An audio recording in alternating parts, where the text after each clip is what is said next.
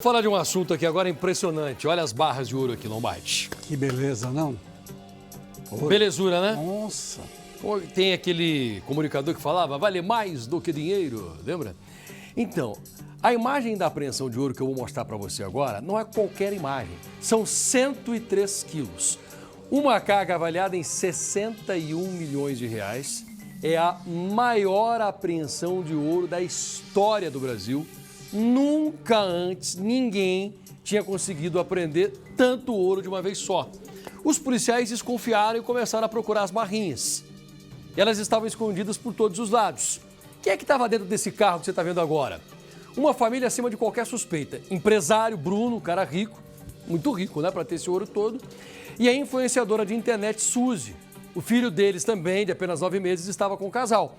Os policiais começaram a desconfiar do nervosismo dessas duas pessoas. Você sabe, Lombardi, que eu já fiz uma reportagem com a Polícia Rodoviária Federal e os agentes, eles são muito espertos. Eles trabalham muito com psicologia, eles fazem vários treinamentos sempre, eles trocam experiências no Brasil e a abordagem da PRF é um pouco diferente. Então eles param, eles fazem perguntas repetidas para saber se a pessoa vai cair, né? Se ela vai de repente tropeçar ou se ela vai se confundir. Mas acima de tudo eles ficam olhando as mãos. Motorista, por exemplo, que quando ele começa a bater muito com o dedo no volante, ou a mulher que começa a olhar do lado, o policial já percebe que nesse mato tem cachorro. Trabalho diferente que eles fazem. Interessante. E que deu certo nessa apreensão. Vamos ver. A investigação é minuciosa.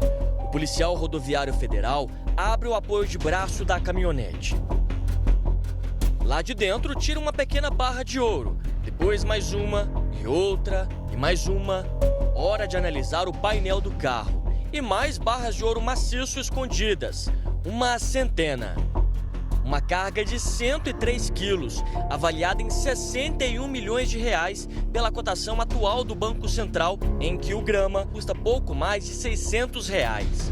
Por conta do valor, essa foi a maior apreensão do metal na história do Brasil. Boa Vista, Roraima. Na caminhonete, uma família comum, acima de qualquer suspeita. No volante, o empresário Bruno Mendes, de 30 anos. No banco do passageiro, a esposa dele, a influenciadora de internet, Suzy Alencar.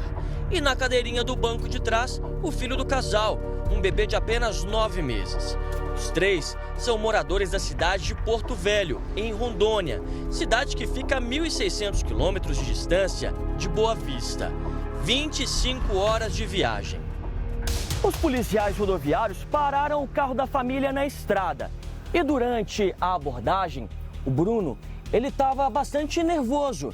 Ele estava tremendo, não soube explicar para os policiais nem para onde estava indo. Apresentava algumas inconsistências.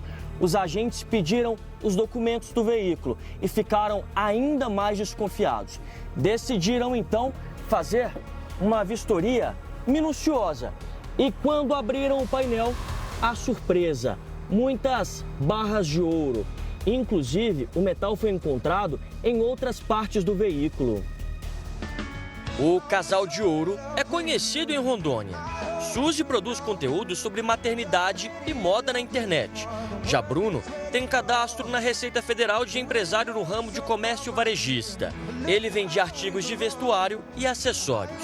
Mas Bruno não tem mais a loja. Ele teria migrado para o setor mineral. O casal costuma aparecer nas redes sociais, ostentando viagens, passeios e comemorações em família. Mas nem tudo que reluz é ouro. Bruno foi detido em flagrante, passou por audiência de custódia e teve a prisão preventiva decretada. A defesa dele pediu que fosse concedida a liberdade provisória, com aplicação de medidas cautelares. Mas o juiz não aceitou. Suzy foi liberada, mas segue sendo investigada. O juiz Vitor Queiroz autorizou a quebra de sigilo telefônico e deu à Polícia Federal acesso aos dados do celular de Bruno. A suspeita é de que a carga esteja relacionada com o crime organizado. O magistrado também destacou que Bruno não colaborou com as investigações, não revelando a origem do minério que carregava. Na região, é comum ações contra o garimpo ilegal e o contrabando de ouro da Venezuela. O comércio clandestino que movimenta mais de 300 milhões de reais por ano e atrai até o tráfico internacional de drogas. A gente conseguiu descortinar uma organização criminosa que nada mais, nada menos, teve um fluxo financeiro de mais de 314 milhões originados aqui no estado de Roraima. E Roraima, ela tem uma excepcionalidade, e 70% da sua área, ela é de área indígena. Então aqui, todo o ouro bruto que é extraído de Roraima, ele é ilegal.